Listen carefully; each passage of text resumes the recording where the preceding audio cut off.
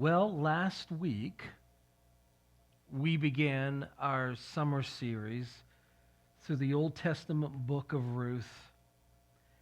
Um, it's only 4 short chapters, 85 verses or so. But in those 4 chapters, it packs a mighty punch. And if you boil it down about the book of Ruth, it is the realities of life on the pages. It is the reality of life, good and bad. Today our story picks up with a widow named Naomi and her 2 widowed daughter-in-laws, Orpah and Ruth. But before we get to there, I want to start with a question. Is it possible to know God yet be far from Him? Let me ask it again. Is it possible to know God yet be far from Him? You see, most Christians understand what that means. Perhaps you have, or someone close to you has experienced those types of things. Know God, but yet find themselves far from God for various reasons. Some may be that you had been raised in a Christian home only to grow up to either reject or just take lightly the faith heritage that you had been given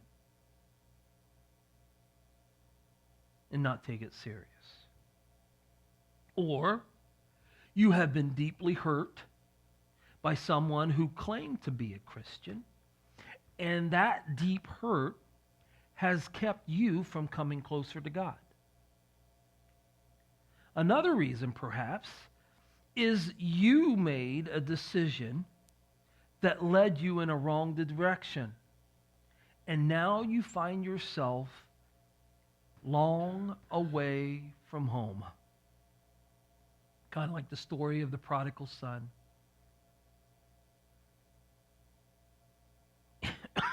It's possible to know God and yet be far from Him. And something like that has happened to Naomi. 10 years has passed since she and her husband and her 2 sons left Bethlehem for the fields of Moab. They left there because of the famine in Israel. And they intended to only stay for just a short time till the famine was over, and then they were going to return home. But nothing seems to work out as you intend in life, right? These curveballs that come in life. Naomi's husband, Elimelech, dies.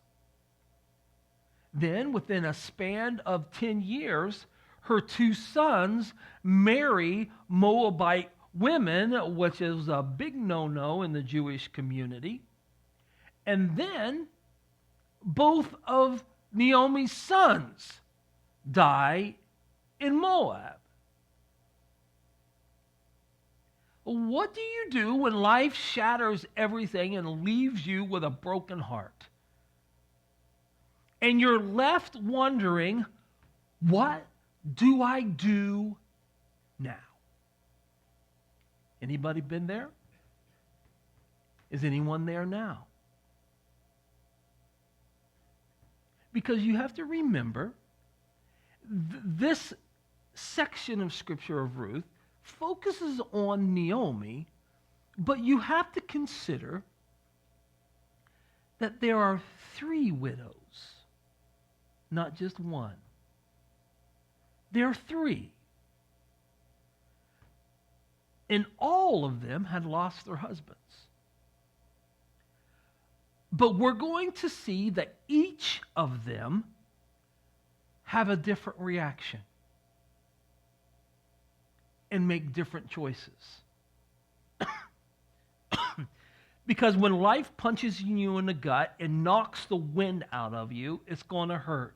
And as a Christian or as a Christ follower, it unfortunately hurts no less. However, as a Christ follower, the tools that we have been given and the gifts that we have been given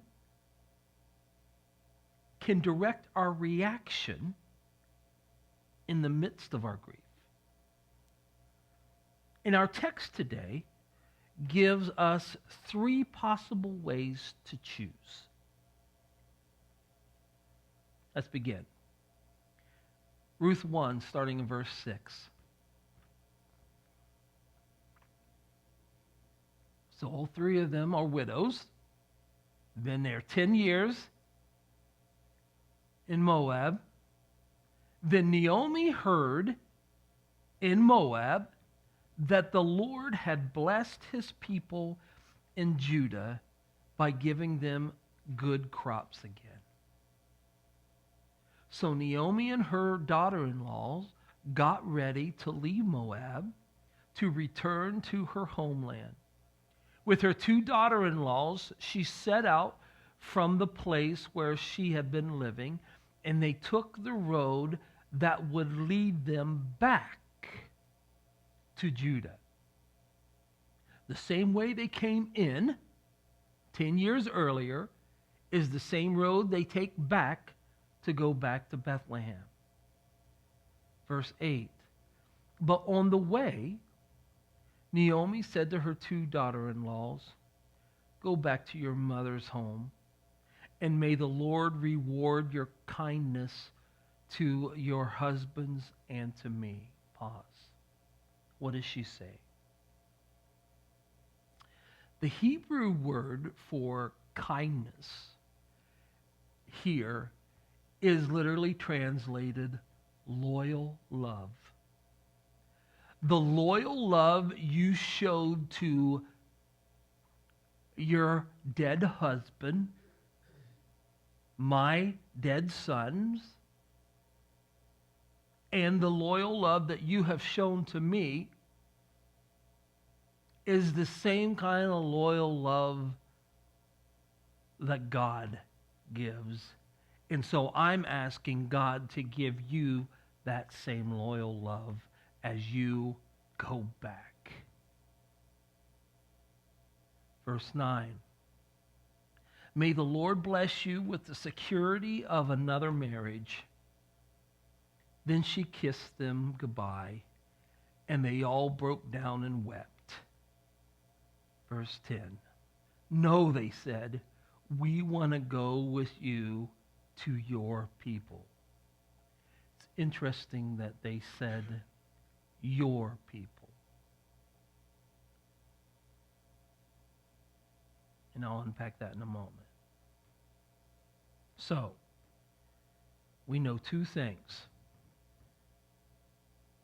Since the famine is over, if you were here last week, I said usually what happened, there are 4 stages that play out in the Old Testament all the time with the Israelites.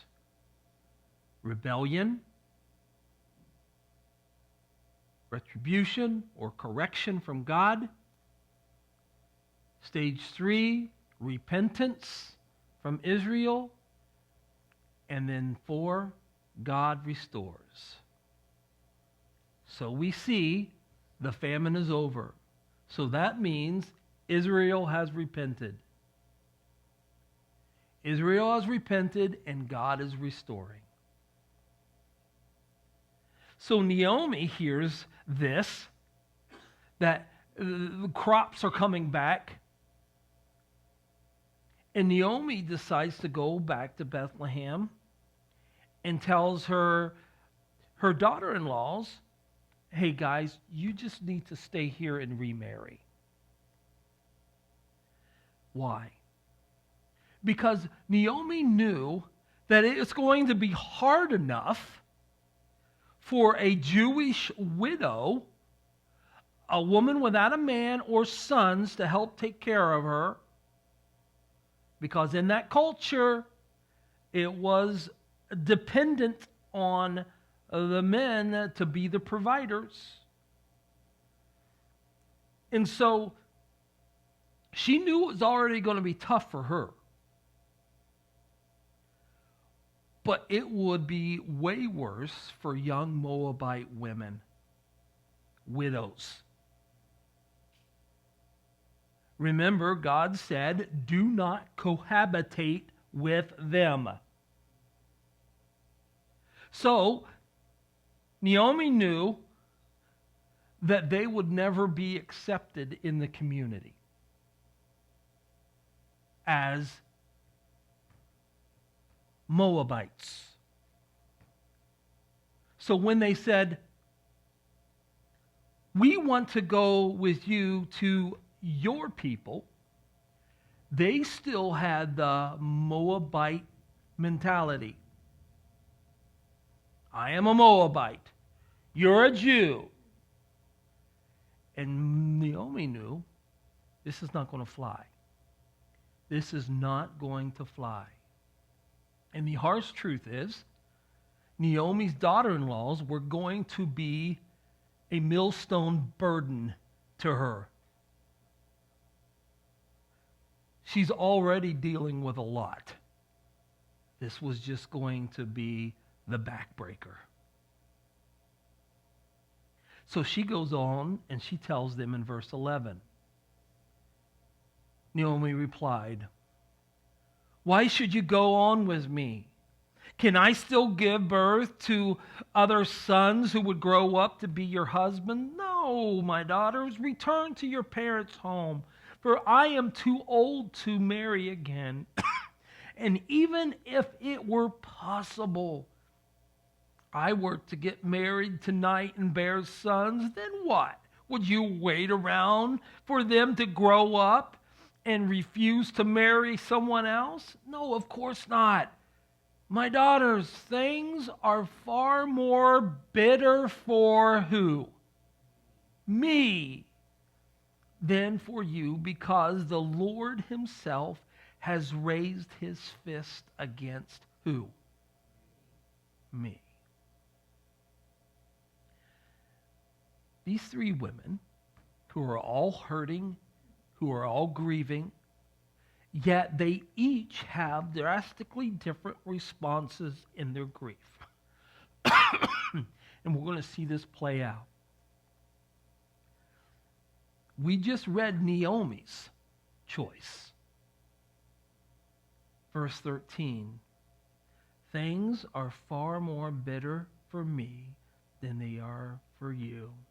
Because, why? The Lord himself has raised his hands against, or his fist against me. In other words, don't stay with me because everything in my life has turned to crap.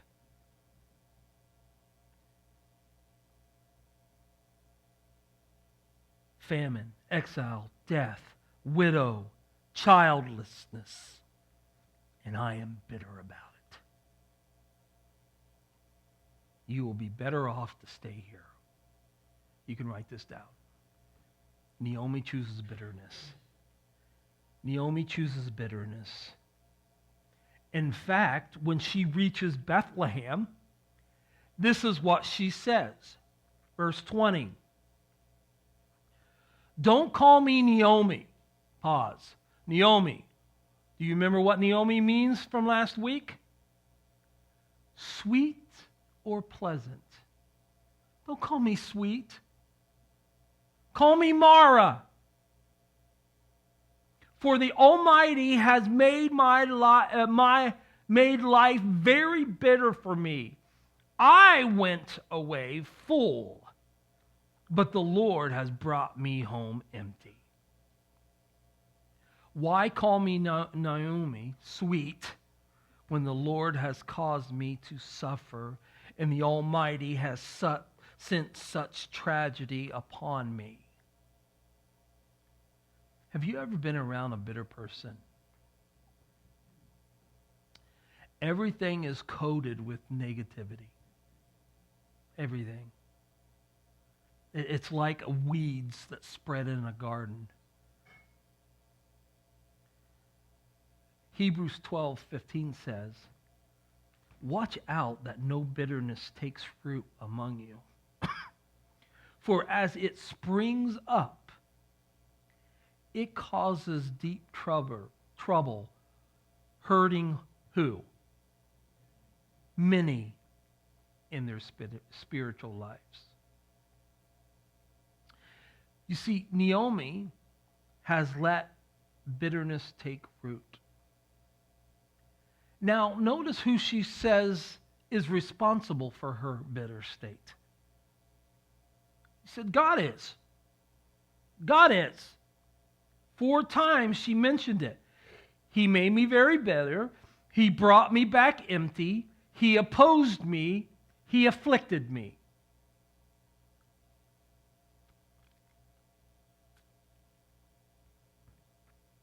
On one end, it's good theology, and on another end, it's not. You see, Naomi still believes in God. Or I should say, still believes in God's sovereignty. The bitter pain she has experienced in Moab has bruised her faith, but it has not destroyed it. Because she's complaining about God. If she walked away from God, a lot of people just say, I don't want anything to do with him. I don't even want to acknowledge him. And some people have. Other people, they get bitter because of things that happened in their life, and they start blaming God. Now, here's the interesting thing that turns from good theology to bad theology. Yes, God is sovereign. He's in control. And a lot of times, what happens is we find ourselves, we're very quick, especially in hardship, to take sovereignty or the sovereignty of God and attach it to the bad. Because of the bad things that happen, why would God do something like this? Or why didn't he prevent something like this? But then the bad theology comes in is that we don't acknowledge his goodness. We like to blame him. We don't like to give him credit for the good. And sometimes the bad gets overshadowed by the good. And it's hard to see the goodness of God. Anyone been there? Naomi finds herself in this situation. She's bitter.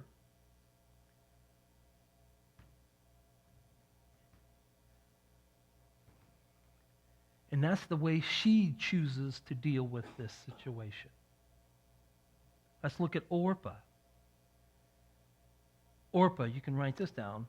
Orpah chooses her old life.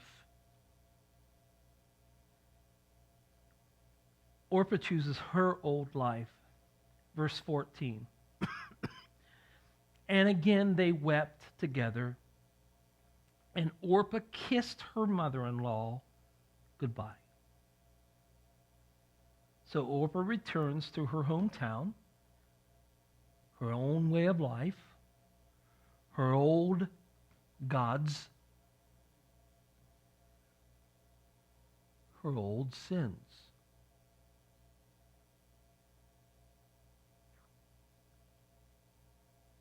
And it's all because her mother-in-law begged her to do so. She took Naomi's advice. And here's the interesting thing. By doing so, she steps out of the biblical pages of history. We do not know whatever happened to her. She is never heard of again. She just vanishes into history. Now, did Orpah turn her back on God? I don't know. I don't even know if she even converted to Judaism. I'm assuming she didn't, because she says, we're going to your people. But she did turn and go back to her old life. And the sad reality is, many Christians, especially dealing with hardship and grief, give up on their faith, walk away from God, and return to the old ways of life before Christ. That's why Hebrews 3:12 says, be careful then, dear brothers and sisters. Make sure that your own heart and are not evil and unbelieving, turning you away from the living God. You must warn each other every day while it is still today, so that none of you will be deceived by sin and hardened against God. Verse 14. If you are faithful to the end, trusting God just as firmly as when we first believed, we will share in all that belongs to Christ. So Orpah kisses Naomi, and by doing so, she is formally saying, I am cutting off this relationship. It is a kiss of divorce, pretty much. It is a time of revealing. Also, it is a time of revealing, even though we're going our separate ways, I still love you. In the Bible, here's the interesting thing about Orpah. The Bible makes no judgment about Orpah's decision. Because really, after Naomi tells her to go back to Moab, she did the sensible thing. No one would have expected her to stay with Naomi. Oh, Orpah chooses her old life. But it's interesting that Orpah's response is the backdrop that magnifies Ruth's response. Pastor Hubbard states, one may understand Orpah, one must emulate Ruth. You can write this down. Ruth chooses loyal faith. Ruth chooses loyal faith. Verse 16. But Ruth replied, this is after Orpah kisses, walks away, and then Naomi turns to Ruth, and then Ruth says, don't try to make me leave you and go back. Where you go, I'll go. Will you stay? I'll stay. Your people will be what? Your God will be. Where you die, I'll die, and there my body will be buried. I won't even let death separate you from me. If I do, may the Lord punish me greatly. Naomi realized that Ruth has made up her mind to go with her. Have you ever met somebody where you just know, if they say something, you know, there's no way you're going to ever change that person's mind? Well, she pretty much had a stubborn streak in her, Ruth did. So she stopped trying to make her go back. Now, these words that I just read are often read at weddings. The sentimental love commitment vow. But the first time it was spoken, it wasn't between two lovebirds. It was between a daughter-in-law to a mother-in-law who is bitter, broken, and going back home. And she is basically saying, I'm loyal to you. And not only that, this was what we would consider a New Testament conversion. I am accepting everything you are. Your name, your life, your God, your people, mine. In other words, I divorce myself of the citizenship of a Moabite. I am no longer a Moabite. I am a Jew. Which changes the whole story about, well, we'll see in the coming days, in the coming weeks, how that is received. She rejects the idols of Moab,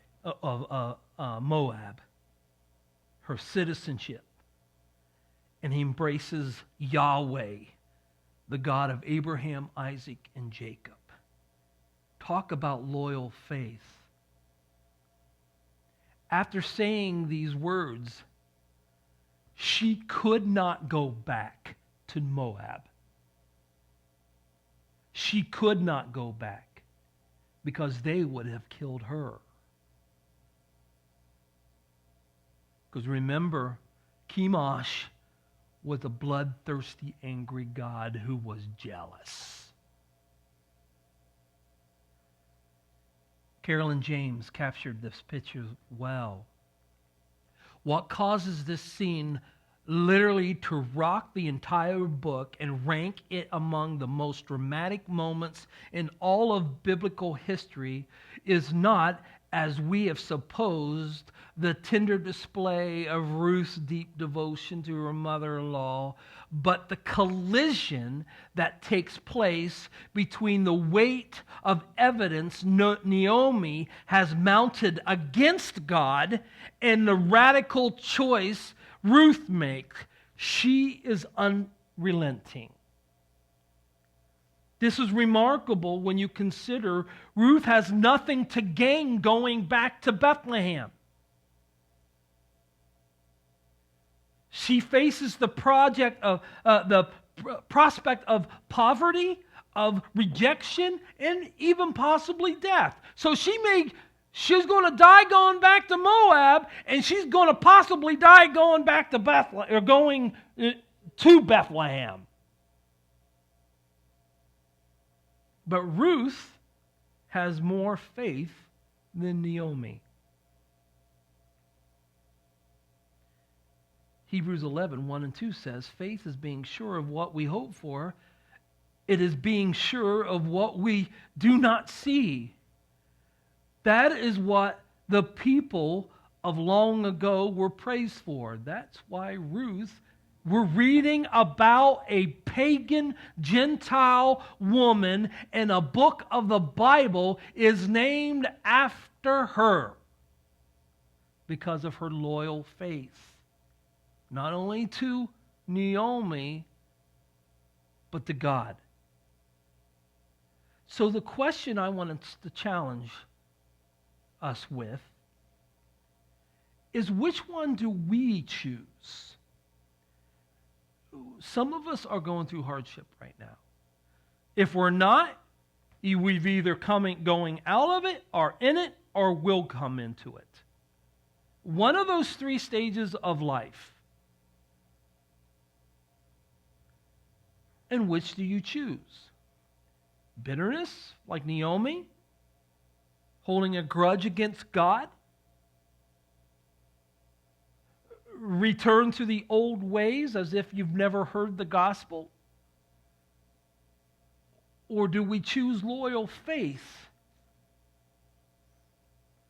Corrie ten Boom, in the Nazi death camps, wrote, "In the darkest despair, it is deep. But he," speaking of God, "is deeper still." What is she saying? She's saying, yes, things hurt. That there's darkness, there's pain, there's burdens, there's grief. But God is not only sovereign, but he's good. And Romans tells us that we may not see it right now, but God uses things, good and bad, because Jesus said there are going to be trouble. I'm not lying to you about this. But take heart. I have overcome the world. And then Paul writes that even in all of this stuff, God will use it for your good. And so the question is, are you going to have a loyal faith of believing, I don't get it, I don't understand, I'm mad, but I'm going to be faithful?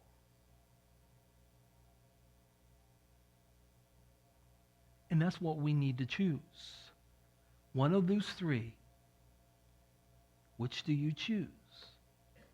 And so chapter 1 closes this way. So Naomi returns to Moab, accompanied by her daughter-in-law, Ruth, the young Moabite woman. They arrive in Bethlehem in late spring, at the beginning of the barley harvest. So with all of this happened, all the verses before of chapter 1 is all about despair, all about darkness, all about so much grief and loss. Then we get to the last verse, and it says they get back to Bethlehem at the beginning of the harvest, which means it ends on a note of hope. The famine is over. Restoration has come.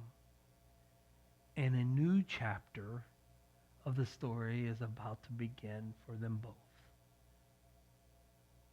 When John Piper wrote the book of Ruth, or wrote about the book of Ruth, he called the book A Sweet and Bitter Providence. It's a good title because at this point in the story, Naomi, or Mara, only sees the bitter part. But Naomi, the sweetness, will resurface. And we'll discover that. And we'll pick up there next week.